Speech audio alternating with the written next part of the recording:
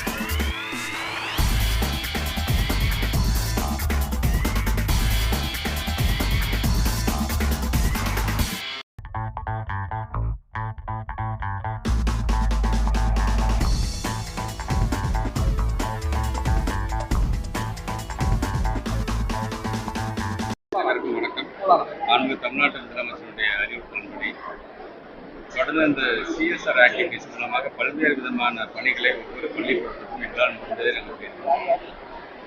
அந்த விதத்தில் இந்த அமெரிக்கன் இந்தியா ஃபவுண்டேஷன் என்பது பள்ளிக்கல்வித்துறை நண்பர்களாகவே இருந்து ஏறத்தாழ 33க்கும் மேற்பட்டிருக்கின்ற பள்ளிகளுக்கு இது போன்ற ஒரு ஸ்டெம் இன்னோவேஷன் லேர்னிங் சென்டரை உருவாக்கி கொடுத்திருக்கிறார்கள். இன்றைய கூட நம்முடைய திருவள்ளூர் மாவட்டத்தில் ஏறத்தாழ ஒரு 5 பள்ளிக்கூடங்களுக்கு சேர்த்து ஒட்டுமொத்தமாக ஒரு 1.38 கோடி ரூபாய் மதிப்பீட்டில் ஒவ்வொரு பள்ளிக்கூடத்துக்கும் ஏறத்தாழ சுற்று வட்டாரத்தில் இருக்கின்ற 34க்கும் மேற்பட்டிருக்கின்ற அரசு பள்ளி மாணவர்கள் பயன்பெறுகின்ற அளவிற்கு இன்றைக்கு அதை உருவாக்கி தந்திருக்கிறார்கள். இந்த நிகழ்வில் நம்முடைய சட்டமன்ற உறுப்பினர் அண்ணன் பிஜி ராஜேந்திரன் அவர்கள், அதேபோல் திருத்தணி சட்டமன்ற உறுப்பினர் சந்திரன் அவர்கள், அதேபோல் நம்முடைய மாவட்டத்தினுடைய ஆட்சித்தலைவர் பிரதாப் ஐஏஎஸ் உள்ளிட்ட இந்த பள்ளியை சார்ந்திருக்கிற நிர்வாக பெருமக்கள் எல்லாமே அதை கலந்துக்கிறோம். குறிப்பாக தமிழ்நாட்டுடைய முதலமைச்சர் அடிக்கடி சொல்ற மாதிரி அறிவு சார்ந்த சமுதாயத்தை நாம் உருவாக்கிட வேண்டும் என்று சொல்வார். அதற்கு ஒரு அடித்தளமாகத்தான் இந்த அமெரிக்கன் இந்தியா ஃபவுண்டேஷனுடைய இந்த STEM innovation and learning centre அமைந்திருக்கிறதாக நான் சொல்கிறேன். நம்முடைய உங்களுக்கே தெரியும், ஒரு பள்ளி வளாகத்தில் ஒரு செயலில் போட்ட குற்றச்செயல் ஏற்பட்டுள்ளது. அது உடனடியாக எங்களுடைய பள்ளி நிர்வாகம் சார்பாக இமீடியட்டாக தலைமை ஆசிரியர் இருக்கின்ற ஆசிரியர் மூலமாக ரிப்போர்ட் எங்களுக்கு டிஓ மூலமாகவும் சிஓ மூலமாக வந்துடும்.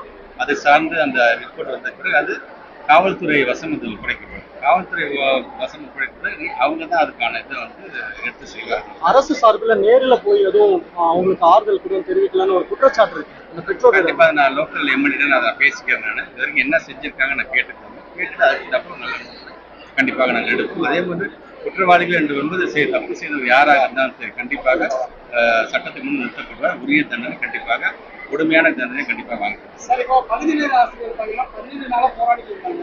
அவங்களுக்கு என்ன மாதிரியான ஒரு நம்பிக்கை கொடுத்துருக்கீங்க? ஏற்கனவே நம்முடைய தமிழ்நாடு முதலமைச்சர் அலுவலகத்தில் இது சார்ந்து நாங்கள் பேசணும். அவங்களுமே ஆசிரியர் நிர்வாக போராட்டம் நடத்தியவர்கள் சார்பாகவும் என்னை சந்திச்சிருக்காங்க. நம்முடைய அரசு உயர் அலுவலர்களையும் சந்திச்சு பேசுகிறேன். இது நாங்கள் தேர்தல் வாக்குறுதியை கொடுத்தது தான். ஆனால் இருந்தாலும் ஒவ்வொரு ஆண்டும் ஏதோ ஒரு விதத்தில் அந்த பகுதி நேர ஆசிரியர்களுக்கு எங்களால் என்ன செய்ய முடியுமோ அது ஊதிய உயர்வு வழங்கினதுலேருந்து, அவங்களுக்கான டிரான்ஸ்ஃபர் கவுன்சிலிங் வழங்கினதுலேருந்து, அவங்களுடைய சர்டிஃபிகேட் வேலிடிட்டி லைஃப் டைம் கொண்டு வந்ததுலேருந்து, அவங்களுக்கான ஏஜ் அதிகப்படுத்துறதுலேருந்து ஏதோ விதத்தில் செஞ்சுக்கிட்டே தான் நாங்கள் வந்துருக்கோம். அவங்க இன்னைக்கு முழு நேர தொகுப்பூதியமாக நீங்கள் அறிவிக்க வேண்டும் என்று சொல்லியிருக்கிறார்கள். அதையும் நாங்கள் நம்முடைய முதலமைச்சர் அலுவலகத்தில் எடுத்து சொல்லியிருக்கோம். ஒரு நல்ல முடிவு கண்டிப்பாக தமிழ்நாட்டு முதலமைச்சர் மருத்துவமனையில் ஒரு நல்ல முடிவாக உட்காந்து பேசி எடுத்து